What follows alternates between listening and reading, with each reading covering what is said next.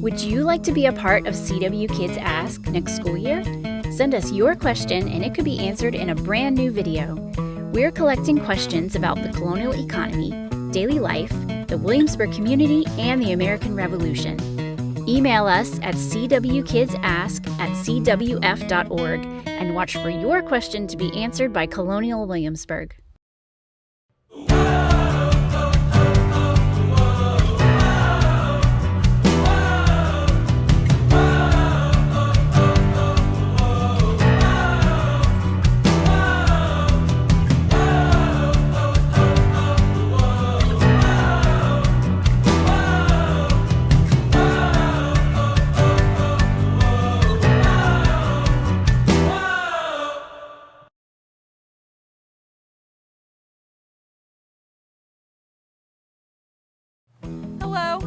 Brown. I'm Brandon Lyles. And I'm Stacy Loveland. And we're excited to have you join us for Colonial Williamsburg's CW Kids Ask, where we dive deep into history.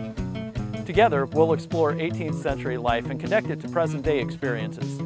We'll look at everything from fashion to science and economy to archaeology. We'll take a closer look at our past and present. Join us each month on our live streams and submit your own questions.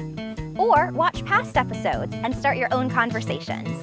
The past has something for everyone. So come join us as we discover the past. How does archaeology teach us about history?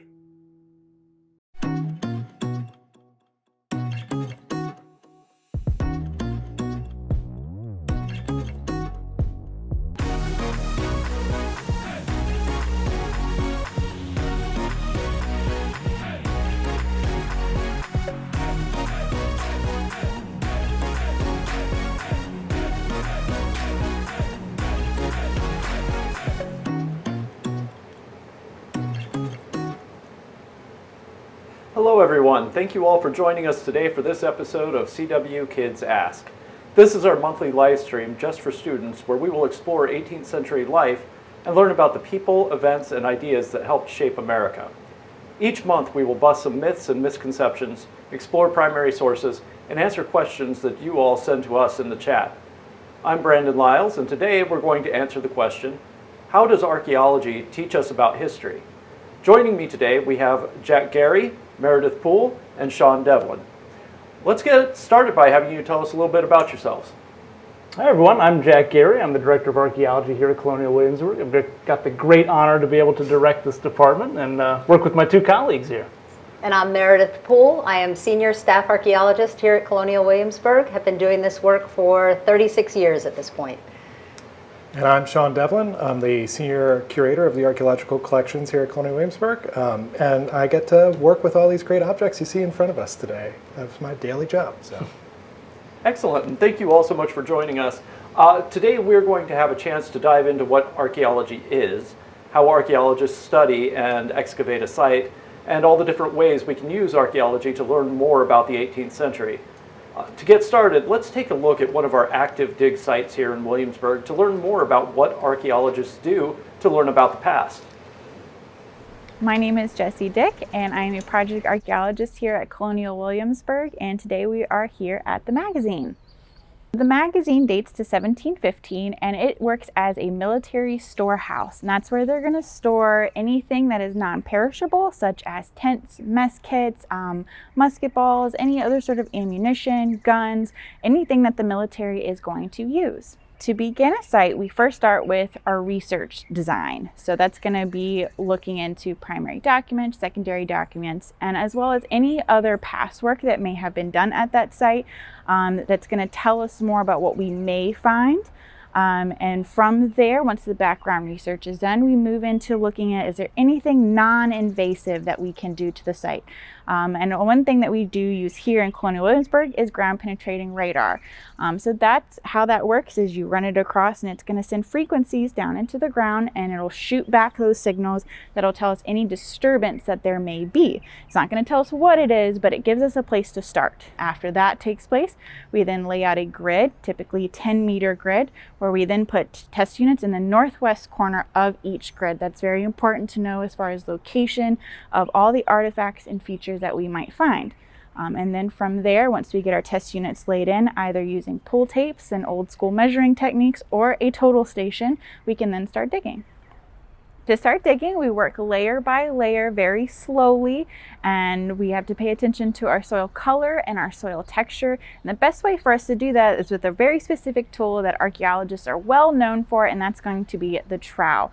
So it's a very small common gardening tool that you probably have in your house somewhere, and that's how we go layer by layer, slowly scraping away to see if we can find any artifacts that way that can then tell us how to date that layer, which is very important. And then the slower we go, we can also notice changes like features. Now, feature is going to be any sort of event in time where someone in the past dug a hole, dug a pit for some sort of purpose, either to place a fence line or anything structural that might need to attach to a building or be a lean-to, things like that. We can see that in the ground. And then we dig those separately from the surrounding layers, because we then have to get a date on that feature to understand what it was used for, what was its purpose. Of course, after an artifact has been pulled out of the ground, there's still a lot of work to do. Let's visit with some of the archaeological lab techs to see how artifacts are cleaned and processed. Hi, my name is Nicole Renicky, and I'm an archaeological lab technician here at Colonial Williamsburg. Here in the archaeology lab, we actually do a lot of things. And when our artifacts come in from the field, they look a little dirty, like this bag here, if you can see that. They're all dirty and gross. And we want to be able to identify and analyze these artifacts, but we can't until we clean them. So most of our artifacts here, they can be cleaned with water and a toothbrush. Pretty silly, kind of like how you brush your teeth. But some of them, like our metal objects, like the one you see here, we can't do that because it'll actually cause it to fall apart faster. So what we do is we take it and put it under an X-ray machine, kind of like if you go to the doctor's office, and we can see what the artifact looks like underneath all of this corrosion. So right here, I have two pieces of a flintlock musket, and they kind of look just like dirty Cheetos. But once we put it under the X-ray machine, you can see this is what they look like. So that looks a lot different than the pieces that I just showed you. And a flintlock musket kind of looks, this would be what the pieces would have looked like if they were not so dirty. And then once the artifacts are all clean, we need to sort them. So right next to me, I have a tray of sorted, nice and clean artifacts. And just by looking at the artifacts, this helps us to understand, who was living there, what was around this area, and what were the people like.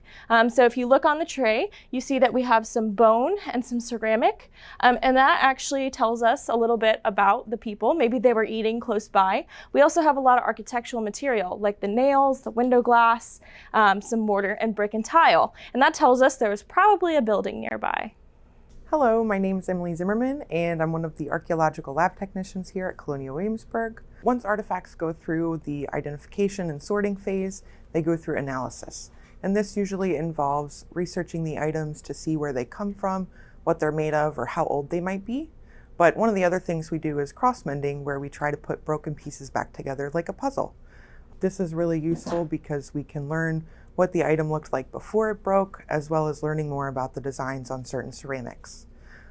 Another great part of analysis is taking pictures of artifacts and drawing them.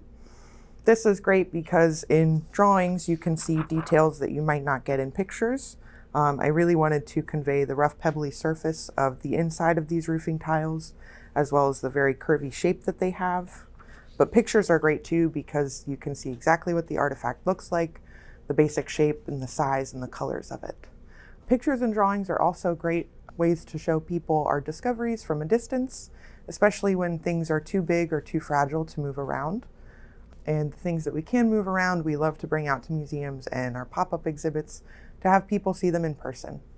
As you can see, a lot of things go into archaeology. Everything from the field and the lab combined help to tell the story of people, places, and things of the past. And that's something we love doing here, is telling those stories. That was such a great overview of the archaeological process. Let's dig a little deeper now, though, and get into some questions. And remember, if you have any questions while you're watching, please feel free to send them in, and we'll answer as many as we can. Now, Jesse told us that when a site is being investigated for excavation, you begin with research design, including looking at primary and secondary documents. Can you tell us a little bit more about what type of documents and sources you usually look at, and what in particular helps you decide where to dig and understand what you find? Yeah, sure. We do.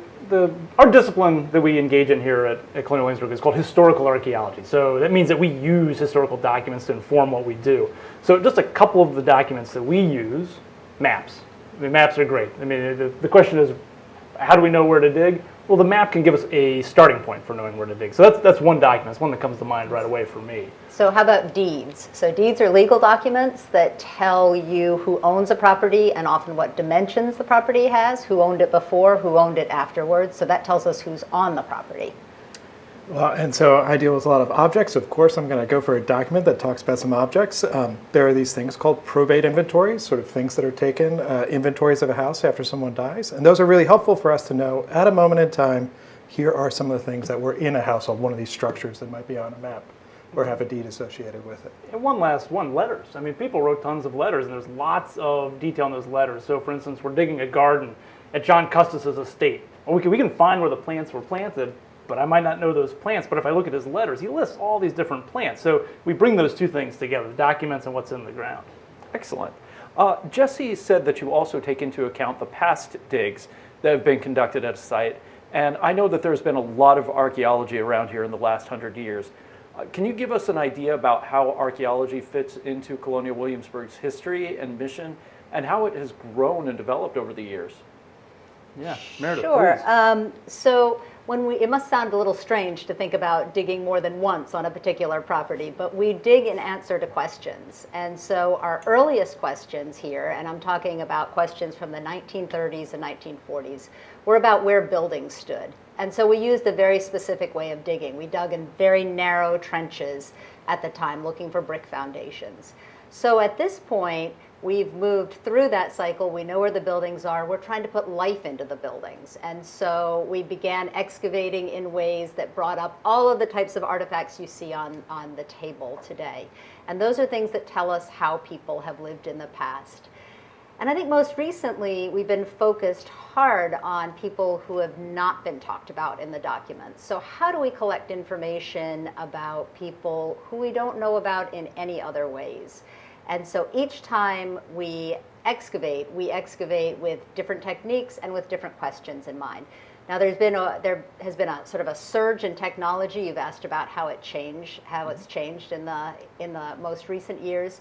So there are ways of simplifying or previewing what we're looking for. And among those are things like ground penetrating radar that you heard about in the introductory piece that help us to know where to begin looking for things that might be of interest to us. Excellent. We're going to answer your questions in just a minute, so please keep sending them in. But I have just one last question to get us started, and I'm pretty sure it's also one that a bunch of you have too. What's on the table in front of us? It's a lot, isn't it? It is. Yeah, well, we curate over 60 million artifacts. We've recovered over 60 million artifacts from our excavations over the almost 100 years that we've been working. So obviously this is just a small fragment of that collection. But Sean, this is your purview. Yeah, well, some of the things out on the table today really sort of picking up off of what Meredith was saying, they speak to what was daily life like in the past and also sort of address some of those questions that we've asked at various sites, right? So we have things like architectural material. We have things that people would have eaten and drunk food from and liquids from. We've got objects that might be associated with sort of writing and work, right? So there's an entire array of material here from all across the globe, literally. So we'd love to feel free to ask about anything in particular that you might want to know more about. But just in general, it's a good representation of the types of artifacts we find here from the colonial period. Excellent. Now it's time for your questions. Evelyn from Kansas has written in with a great question asking, do you ever find things that aren't from the colonial era?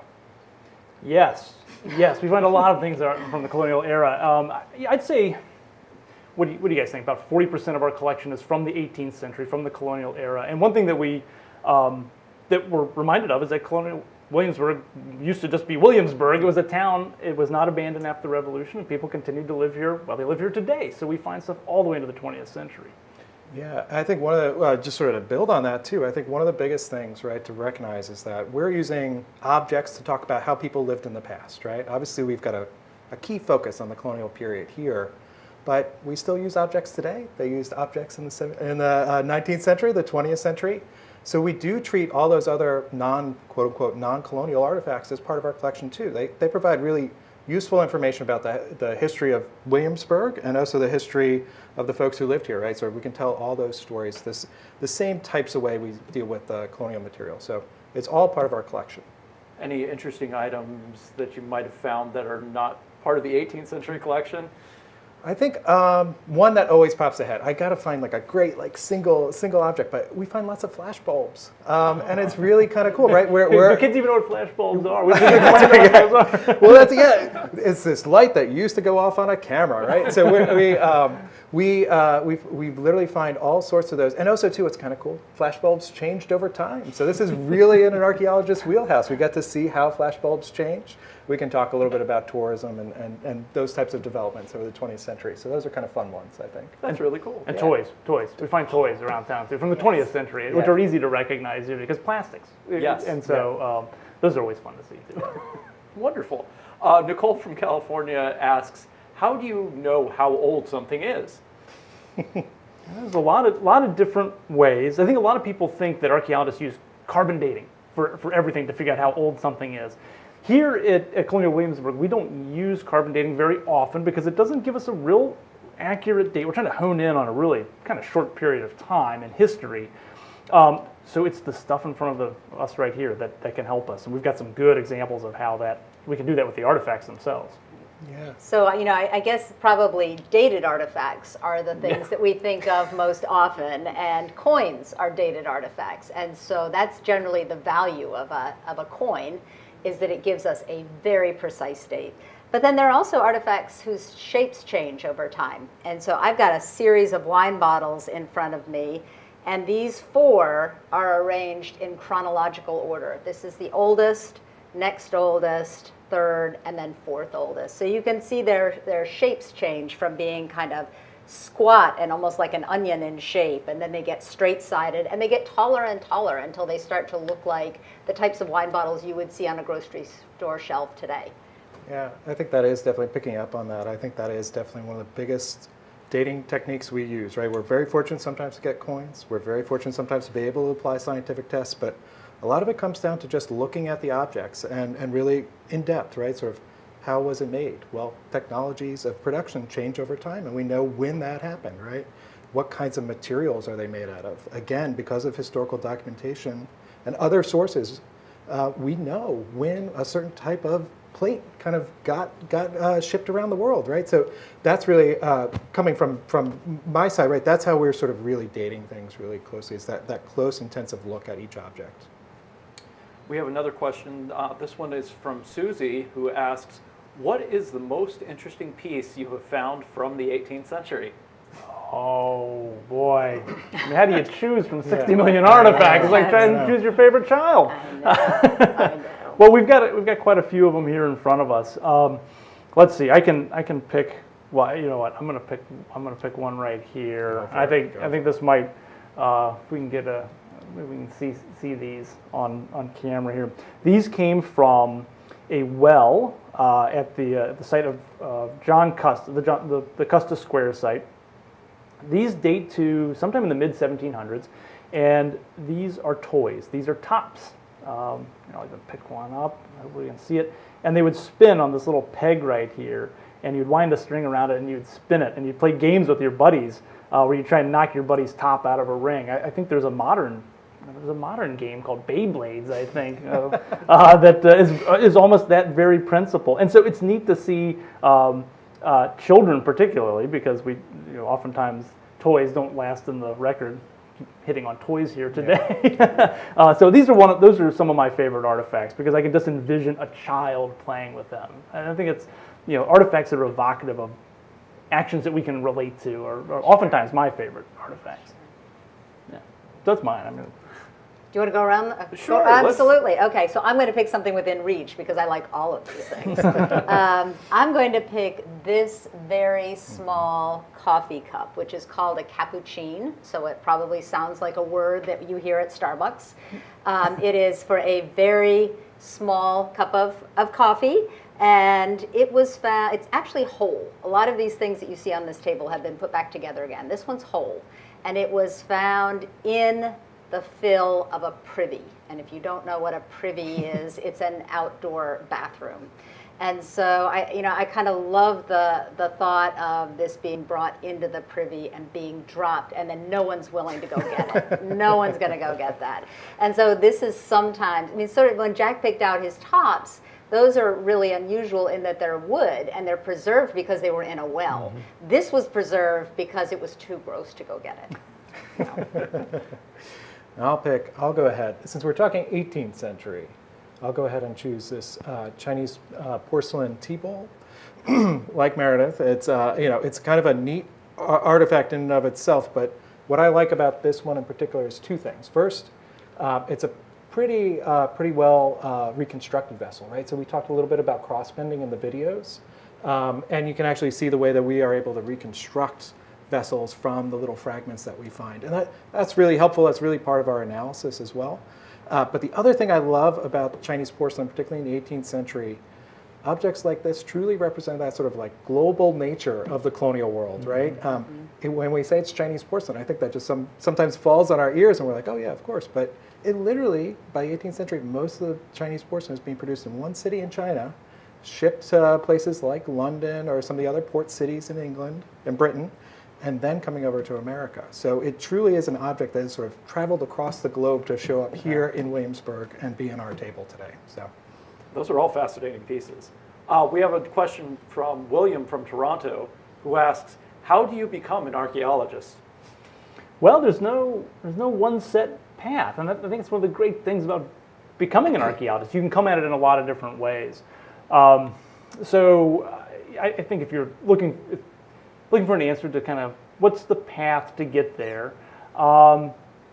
if you're into history, that's great. But if you're into math, that's also a way to get there as well. And art even. I mean, there's so many different disciplines are brought to bear in archaeology that if you're interested in it, you can get to it somehow, I think. Right. Yeah. And we often talk about that this group, we've all come to it through different directions. And I know my particular path was through writing, through creative writing. And I've always thought if you can't tell the story, why are you gathering the details? So to me, that was my first degree, was in creative writing, and then I moved on. And typically the route that people choose is either through history or through anthropology, which is what archaeology is aligned with.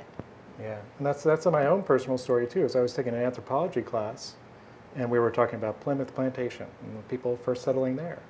In my English class, we were reading some of the books that those folks wrote. In my math class, we were doing some statistics and things like that. I've never been very good at it, but we were doing that, and we were talking about that in my anthropology class when we were talking about artifacts. So it was this place where I could, all these interests of mine kind of came together. And I think that's directly to what Jack was saying. There is this ability in archaeology to find a home no matter what your interest is, really. There's a job that you can do in archaeology. Yeah, I think Meredith puts it very well. If you're passionate about telling the story of the past, archaeology is a fantastic way to do that. Yeah. Wonderful. We have a question from Colton from St. Louis, who asks, what should I do if I find an artifact? Yeah, well, we often tell folks, if you find something that you believe is an artifact, don't pick it up. Leave it where it is, because it's important to know where it came from. And most states have a state historic office or even archaeological societies that you can contact, and you can give that information to them, and they can help guide to what to do next. Because it is important to leave it where it is and not pick it up. These things don't have value, and we'll get to that in a minute, but it's important to leave it where it is. We usually say, bring the archaeologist to the artifact, not the artifact to the archaeologist. That's how it should go. Yeah. Well, and Sean, you had a good point about that. We talked about this earlier about why? Why do we need to leave it there? What's important about the context? Well, I think that's it, right? Sort of an artifact is cool. Whenever we find something, even today, right? If I see something on the ground, wow, that's neat. What is it, right? But for archaeologists, the value of each one of these objects is not just in a singular sense. It's not just for itself. It's for the relationship it has to all the other artifacts, the relationship it has in the landscape to other features, historic sites and things like that. So the value of an artifact really comes from where it was found, which is directly to this point of sort of leave it there and bring the, I like that, bring the archaeologist the artifact. I love that. I'm going to remember that. That's a good way to put it. Yes. We have a question here from Sheldon from Virginia, who asks, how can you be sure who used a certain artifact or even what certain things are? Oh, yeah, that's a great question. And okay, it's a deep answer to it, but we'll try and hit on some of the highlights here. Well, context is one thing, and it gets back to seeing the other artifacts around it. So what was it used for? Well, sometimes we have to look at, like, this little guy. Are there historic records of this type of cup from where it was being manufactured that say what it was being used for, and then what time period was it being manufactured? Who used it? Okay, well, then we get back to our historic documents that we talked about. Do those maps we talked about tell us who owned that piece of property in that time period, or the deeds, or the letters even? So we have to bring a lot to bear. That's a lengthy question. Or answer, I should say. And it's sort of the intersection of all of those things together brings you to the answer. And often what you learn is that there are holes in all of the documents, and you've got to sort of work between the holes to figure out who the other players are. Yeah. And bring all those different, the way I've always sort of thought about it as well is sort of bringing those different pieces of evidence together to help answer that question, right? Because if we were to say, well, the document says, Custis or a property owner bought this cup. Well, there might be many other people on that property who experienced that teacup, right? So we need to sort of build a lot of contextual clues through the documents, through where that artifact's found, sort of everything that you guys are talking about. But bringing them together, I think, is the key point to answering that question, right? Is sort of winding different strains of evidence together. Yeah, and sometimes we just aren't going to be able to say, well, most of the time we aren't going to be able to say this individual used that object, which can be frustrating as archaeologists. And we just have to, I think, just acknowledge that. Yeah. And a moment ago, Meredith had talked about, holes. We have a question here from Sydney from Pittsburgh who says, what do you do if you're missing a piece when you're cross-mending? That's okay. Tear your hair out and wish you had it, yeah. It's a missing puzzle piece. Should we look at this? Is the one. Yeah, there you go. This one here. I mean, that's a great example. There's one piece missing. One piece missing, right there. Right. Well, at one time, we would have actually filled in with plaster or some other material to show it as a whole vessel. We don't do that anymore. We leave them fragmentary, and sometimes we don't even put them all back together again. We have to kind of decide, is it going to be useful to see it as a whole object? Well, and that's really what's key to this, is would it tell you any more if it were whole? Yeah. And it probably isn't going to tell you anything more if it's whole than if it's got a hole in the middle of it. Yeah. So it still gives us the same information. Yeah, we've seen so many fragments of a plate like that we can tell, okay, it is a plate like that, and that's the information that we're looking to get. Yeah, and one of the benefits too is once we have whole examples, we don't need to create more and more of them, right? We can actually use them as a comparator for some of the smaller pieces we have. Carol from Pennsylvania asks, what do you do when you don't know who an artifact belonged to or why it was there? Do you still keep it? Absolutely, yeah. I think this speaks to changes in technology and also the fact that discoveries are always being made. So we may not know today who used it, but something may come to light in the future. Someone 50, 100 years from now, they might know or have the techniques to be able to learn who used that object. We have examples here at Colonial Williamsburg all the time where a document that they didn't have at the early part of the restoration has now come to light. It was in somebody's attic or it was in a library somewhere, and it gives you a whole brand new set of information. So if we had just thrown that stuff out, we wouldn't be able to have that information. So yeah, we keep it all. I keep thinking about, there's one artifact that we have had in our collection, and it shows up over and over and over again, and I wish we'd put one on the table, but we didn't. It's probably the only thing we didn't put on the table. We call them one of those, and we call it one of those because we have no idea what it is, but we have collected them through time, and someday we're going to figure out what one of those is or are, and we will have the answer because we've been keeping all of that record, and then we'll have to figure out what links all those sites with one of those. And we'll either be very disappointed or very excited by what they are. It's the UFO of the archaeology world. It is the UFO. The only thing I can add is I know we also have at least 2 or 3 one of these as well. There's one of those and one of these. One of those and one of these, that's right. Nice. We have a question here from Babs who wants to know, do you share artifacts with similar historical significance? Do you collaborate with other museums? Oh, absolutely, absolutely. Archaeology is all about collaboration and comparison. The materials that we have here in front of the table, they're not specific to Williamsburg. Well, they are, and they came from here, but these types of materials are being used all over the country.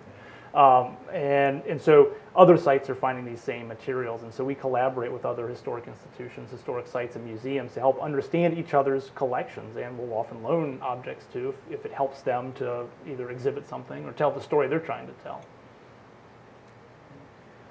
We have spent a lot of time today so far talking about primary sources. Primary sources are things from the 18th century like letters, account books, and newspapers that can tell us firsthand what the past was like. But they're also objects, and everything we have discussed today has been a primary source. So let's continue our study of primary sources by looking at the Frenchman's Map, a document that has been crucial to understanding the layout of Williamsburg in the 18th century. Yes, we've got the Frenchman's Map up now, so everyone can see that, and this is a fantastic document that shows us the layout of town in the 1780s. A lot of buildings. It provides a lot of information on where things were, but it also has, as a primary document, it's fantastic. And at one time, it was regarded as what they called the Bible of the Restoration. Yeah, because it's what everything was based on. Yeah, but there's a lot of, we keep talking about holes. There are a lot of holes in that document. Some of the things that we can't see in that document are, well, let's take the powder magazine, for instance, because we're working on that right now. It doesn't show us what the powder magazine looked like in the 1780s. So it's only through the archaeology that we're going to be able to get to that. And the other thing is, it's not a populated thing. We don't see people in maps. We don't see what they're doing in the maps, just where they might be living or working. So the archaeology helps to inform that, or they work together, really. And so, like the powder magazine stuff, which is in front of us here, I think is a great example of that and what we're finding there with the work that Jesse talked about. I think it's also important to know why a document was created. So the Frenchman's Map was created to find places for French soldiers to live in following a particular battle in the American Revolution, so following the Battle of Yorktown. And so since soldiers would not be expected to live in little life. It's literally, and I don't mean this in a value sense, but it's the garbage, right? It is the stuff that everybody makes just by doing things every day, without necessarily them thinking about, I'm making an argument for the future about what my life is like, right? So these broken pipe stems and things, they provide some other venues to ask some of these questions that the documents are sort of, they're different types of primary sources for sure. Yeah, I'm going to ask it, I have to. Do archaeologists like it when they find a privy? Does it give you a lot of information? So exciting. That's great. Well, and Meredith pointed this out. One thing that's about privies is that they have great preservation that we don't get. So things like wood, even botanical seeds and plant material, even fabric can sometimes be preserved in privies, whereas out in the open it doesn't preserve. So that can be a gap in our knowledge. These objects that deteriorate, but the privies, they can have it. Doug from Missouri asks, how do the artifacts you find tell you about people who don't appear in the written record? We've got a couple of examples here. I think we should talk about the writing implements here. So actually, we're gonna bust a myth early, if that's okay. We're gonna do it one quick Let's do it. Myth bust early. And there is the myth or the common misconception that enslaved people in the 18th century did not know how to read or write. Now, I would say the majority of enslaved people did not know how to read or write, but we have evidence that there were literate enslaved individuals, and that evidence comes through a variety of different sources. One being these artifacts here in front of us. This is a writing slate. It's what you would have practiced writing on, and a slate pencil found at the Bray School, which is a school established in the 1760s dedicated to teaching enslaved and free black children. So obviously these materials are coming from that site, that they are learning to read and write. And then that is being passed down within these communities. And so an object like that really drives home that the documentary record, which does not talk about this, is not always complete. Absolutely. Absolutely. That's a fascinating piece. It's great. It even has inscribed lines on it, like a lined piece of paper. Yeah. And the pencil was found right there too. And at the Bray School, we found more than 50 of these slate pencils. So it's not just one. Right, I mean, right. So there are so many of them. It's not just a random example, but it's something that's reasonably common on that site. Right. Right. And that speaks directly to how do we know about those people's lives, right? And sort of seeing some of those patterns is something that we can definitely, sort of learn about that past experience that they're having, right? If we see it happening again and again, that's one way that we sort of are able to make those arguments about what their life was like. That's right. We have a question from Eliza from Virginia who asks, what do you hope to find in the future? And is there something you know exists that you haven't found yet? I'm going to Meredith. You are not. You are not. You've got a laundry list. I do. Do I? I do. There are places that we're interested in digging where we know there have got to be some interesting spots. And I don't know how specific to get about these. So, there are, I'm trying to think of what I would pull up as a primary example within the historic area.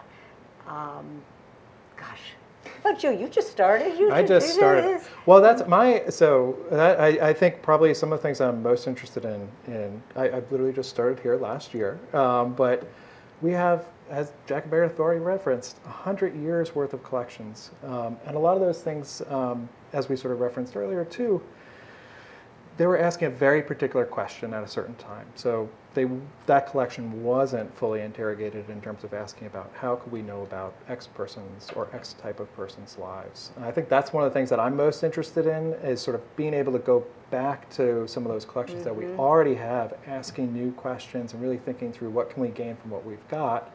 And also then maybe helping inform some new excavations that are sort of coming, that we could conduct in the future, right? Yeah, so that's my personal, I think. At the moment, we have, 5 excavations going on, and so it's hard to imagine one Anything more else? that we might want to. We've got our hands full at the moment. Yeah. Well, I'll throw out one thing that I keep referencing the Custis Square garden excavations, and one thing that we would love to find is we believe that there were lead statues, full-size lead statues of these Roman gods that were in this garden in the early 1700s. Boy, I would love to find a full-size lead statue of a Roman god in our excavations. Yeah, so that would be pretty fun. I think, I would love to find that. That's fair. We have a question here from Oliver who asks, what is the oldest thing you've ever found? Let's see. Well, I don't know, Sean, what is the oldest thing in the collection now? I don't have an exact date, but we do have, we talk again a lot about the colonial period, and we've talked a lot today about sort of stuff after the colonial period, but we do have objects that are related to Native American occupation here, in the region of Virginia, and even in some sites in Williamsburg. We haven't been able to identify necessarily a Native American village or encampment in town so far, but we do find those artifacts. So I think that's really fantastic. That's probably some of the oldest material we have that's human, that's associated with human behavior and human occupations and things. We've got fossils and things like that too, but maybe that's another myth I should have busted. We're not collecting those because we're fossil hunters, but we see that natural material crop up too. Yeah, I think we've got, materials dating to what archaeologists call the Middle Archaic period, which I believe is probably the oldest that we've got, which is about 5,000 to 8,000 years ago. So that's the oldest stuff. That's old. Yeah. Very old. That's impressive. But we've already kind of branched into the myths a little bit, so and we're almost out of time. But before we do wrap up, I know that there are a lot of myths about archaeology out there. Would you mind busting one of the most common myths that you hear? Yeah, I think we'll bust the myth that archaeologists find treasure, and Hollywood hasn't done us any favors in helping to bust that myth. No. Yeah, we think of Indiana Jones and finding gold things and jewels, but I mean, look at what's in front of you. This isn't treasure in the sense of it having monetary value. We don't put any monetary value on this. It's the information it is treasure to us, but it's the information we get about the people in the past. But it isn't the treasure that you would actually think of. But it doesn't mean that we don't ever find things that have monetary value. So one of my favorite artifacts that always sticks in my mind is a ring that's we call it the Mary Broadnax ring. And Mary Broadnax was a child who lived here early in the 18th century, and the inside of this ring is inscribed with her name and the instruction to fear God, Mary Broadnax. When we found this behind Shields Tavern, so a tavern on the main street of town, and our guess is that this was lost. Most of the things on this table were discarded because they were broken, and so they were deliberately thrown away. And the thing about objects that have monetary value is that they're most likely lost, and so we find them very rarely, because when you lose something of value, you go looking for it. Exactly right. That's exactly right. Yeah. Finally, I do have to know, you have all seen a lot of artifacts, but there have to be some that stand out. What is your favorite artifact that you've found? All right. I'll go with my favorite artifact for right now. Okay, for the moment. For the moment, yeah. It changes. You keep finding things. That's right, and that's the great thing about archaeology. My favorite artifact in the collection right now is this object here, which is, if you can see that up close, you might be able to tell that it's made out of iron, and it has holes drilled into it, and you may recognize it as a flute or a fife, which it was, but it didn't start out life as a flute or a fife. It is actually the barrel to a gun, to a small pistol, dating to the early 1700s. So somebody took apart this gun, probably because it was no longer usable, and turned it into a flute. And I think we can all relate to, repurposing objects. It almost has the feeling of someone combating boredom, so it's just a neat object, and you can just imagine somebody doing it. An individual did that. They had a reason to do it, and they did it, as opposed to a lot of the mass-produced objects that we often find. So you see the individual in the object. So that's my favorite. That's a pretty cool object. All right, you can see if you can top it. All right. So somebody asked earlier about artifacts and how we know who owned them. And occasionally we do know who owned the artifacts that we have found. So on two of these wine bottles in front of me, I have what are called wine bottle seals. And the seals are personalized blobs of glass that were put on the outsides of these bottles when somebody was feeling kind of fancy. And they wanted to show off for the neighbors. And so if we can get a close-up on a few others over there, we also have some on the table that don't have bottles attached to them. We have one that is marked B. Powell, so that's Benjamin Powell. He was a carpenter. We have one that belongs to S. Cobbs, and S. Cobbs was a merchant. And then we have one that belonged to the governor, and he's the one with the F and the backwards N, Francis Nicholson. And so what I love about bottle seals, when we've found several hundred of them, is that you can start to map them, and you can figure out not only where people lived, which we find out mostly through documents, but then we can find out who they're socializing with. So when I find Benjamin Powell's wine bottle seal in John Draper's backyard, it gives me an idea that those two people there may have been a social connection between them. I just think that's fun. That is really cool. That's really cool. I'm kind of struck by the fact that we're all actually choosing artifacts that've got a personal touch to them to some degree. This is mine. It's not a helmet, though it does look like a very imposing headgear. But it's actually it's a 17th century ceramic, and it's something called an alembic. which is sort of a fancy word for thinking about if you're doing distilling, if you're trying to distill or make alcohol. What this ceramic does is it would sit on top of a pot underneath it. Thank you, Meredith. And you sort of be boiling liquid under there. The gases would evaporate into the top of this helmet. And actually, if we can get a shot, I'm not sure if we can, but it will come up to the inside of the ceramic here and come down the sides and actually come out a little spout right here.